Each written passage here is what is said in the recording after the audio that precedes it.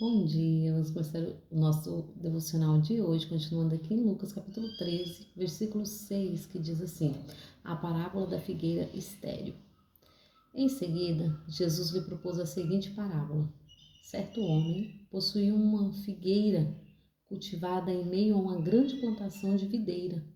Contudo, vindo procurar fruto nela, não encontrou nem ao menos um, e por isto recomendou ao viticultor: este é o terceiro ano que venho buscar frutos na figueira e não acho. Sendo assim, pode cortá-la. Para que ela está ainda ocupando inutilmente a boa terra? O viticultor, porém, lhe rogou: Senhor, deixa ainda por mais um ano e eu cuidarei dela, cavando a seu redor e adubando. Se vier a dar fruto no próximo ano, muito bem. Caso contrário, mandarás cortá-la. Amém, né? Aqui fala sobre a figueira estéril, como é as nossas vidas, né?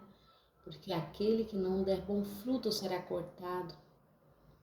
Então Jesus conta que essa parábola para mostrar, né, para os discípulos, para mostrar para a multidão que nós devemos nos posicionar diante do mundo, posicionar diante da vida, né? Não devemos deixar de nos posicionar. E Jesus aqui está contando esta parábola, né? A parábola de uma figueira que não dá fruto. Só que interessante que essa figueira aqui está junto com a videira, né? Ela está ali junto, plantada em meio à videira. Só que aquela figueira era somente ela e ela não estava produzindo. Ela não estava produzindo, né?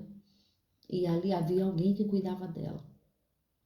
E o dono da terra falou: já é o terceiro ano que eu venho aqui e essa figueira não está produzindo, ela não está dando fruto. Então é melhor cortá-la. Para que ela está aqui ocupando a terra inutilmente, né?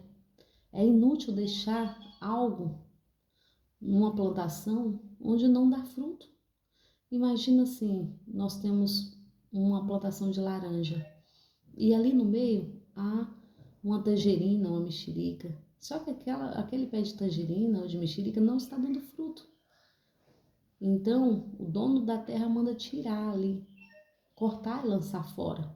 Porque o que não dá fruto não serve. Não serve. Mas existia um ali que estava cuidando da terra. E ele fala: calma, não corta ainda não. Vou cavar em volta, vou pôr adubo, vamos ver se ela reage. Vamos ver o que acontece, espera mais um ano. E assim somos nós diante da presença do Senhor, clamando por aquelas pessoas que nós amamos. Quantas vezes nós estamos clamando: Senhor, visita fulano, visita, Senhor, a minha família, visita, Senhor, os meus vizinhos. E assim como Abraão ali clamou, né, pelo aquele povo, onde estava Ló. E aquele povo era um povo difícil, e eles não queriam ouvir. O povo de Sodoma e Gomorra, eles não queriam ouvir. E quantas vezes Abraão clamou e Deus falando que iria destruir aquele lugar, porque aquele lugar já estava contaminado. Mas Abraão queria salvar, porque existia lá alguém que ele amava, que era seu sobrinho Ló e sua família. E Abraão ali começa a clamar a Deus por eles. Senhor, mas não destrói a terra não, por causa deles o Senhor pode salvar todo aquele lugar. E ele ali começou a clamar a Deus. Só que muitas vezes nós estamos clamando para algo que não há mudança. Não havia mudança naquelas pessoas, elas não queriam mudar de vida. Elas não queriam andar pelos caminhos do Senhor, pelos caminhos corretos, pelos caminhos da obediência. Porque a palavra de Ló nos ensina assim que existia naquele lugar ele, a esposa e suas filhas. E suas filhas eram virgens. E ali o Senhor colocou o anjo ali para enviar a Ló, para falar que iria destruir. Então, muitas vezes o Senhor coloca pessoas para avisar, mas muitas vezes tantas pessoas não querem ouvir o chamado, não querem despertar. A oportunidade é dada várias vezes, mas nós temos que entender, nós temos que segurar, porque enquanto a vida é esperança, mas até quando vai durar a vida? Muitas vezes nós estamos num tempo que achamos que vamos fazer igual aquele homem, né? Que vamos guardar tudo, plantar, colher, guardar e aproveitar do que nós plantamos e guardamos. E o Senhor chamou aquele homem de louco, porque ele tinha guardado, mas ele não tinha guardado para o reino dos céus. Quantas vezes, quantas pessoas têm guardado e não têm guardado para o reino dos céus, têm guardado para esta terra, para esta vida, para este momento, e não têm plantado no reino dos céus, né? Então, o Senhor começa ali a avisar para Abraão que vai destruir aquela terra. E Abraão intercede. Ah, Senhor, mas se tiver 10, o Senhor fala, tudo bem, se tiver 10 eu não vou destruir, mas Deus sabia que não havia. E aí Abraão começa a clamar, Senhor, mas se tiver 8, e vai abaixando, mas não havia, só havia a família de Ló. Então o Senhor manda retirar a família de Ló daquele lugar, porque aquilo que não acrescenta, o Senhor tira daquele lugar e limpa a terra, para que plante sementes novas. Assim também é no reino dos céus. Nós temos que entender, nós estamos aqui para um propósito. Qual propósito nós estamos cumprindo aqui? O Senhor nos disse, ide por todo mundo pregar o evangelho a toda criatura. Aquele que ouvir e receber no seu coração será transformado, será salvo, será liberto para a vida eterna. Mas aqueles que não ouvir será para a condenação eterna. Nós temos que entender que João Batista falou, eu vos batizo com água, mas após mim virá outro que vos batizará com espírito e com fogo.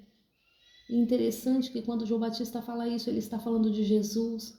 Só que Jesus irá batizar com o Espírito Santo, mas com fogo, entenda bem, com fogo é aqueles que não quiser, irá para a condenação eterna. Então é uma escolha. Hoje nós temos o livre-arbítrio de escolha, vida ou morte, qual vais aceitar, né? Cabe a mim e a você escolher um caminho e nos manter firme. Assim como essa figueira aqui, que não estava produzindo, ela seria arrancada, mas nós temos que nos manter firmes diante da presença do Senhor, como as oliveiras, porque a oliveira ali, ela dá muitos frutos. E o interessante é isso, né? Quantas vezes a palavra do Senhor vai nos relatar sobre a oliveira, mas a oliveira, a videira, ela produz muitos frutos. Mas a figueira aqui, ela estava sem fruto, não tinha nenhum fruto. Já havia anos, 3 anos. E ali aquela pessoa intercede, Senhor, deixa que eu cuido. Quantas pessoas o Senhor tem colocado para nós cuidarmos e nós temos sido negligentes? Nós não estamos adubando, nós não estamos falando da palavra do Senhor, nós não estamos alimentando aquela pessoa, estendendo a mão. Então o Senhor quer que nós nos despertemos diante da presença dEle, para levar assim a palavra dEle. Hoje é dia de despertamento, é tempo de despertamento, né? E o Senhor quer isso de mim e de você, que nós nos despertemos diante da presença do Senhor, para assim levar a boa palavra, a boa semente, porque aquela semente que é plantada gera frutos. Aquela semente, a boa semente que é plantada no momento certo, ela gera frutos. E não cabe a mim e a você julgar, mas cabe a nós a plantarmos semente para o reino dos céus. Porque quem irá cultivar essas sementes é o Espírito Santo. Então nós devemos sim abrir a nossa boca e lançar as palavras positivas de bênção, de transformação, de libertação na vida das pessoas.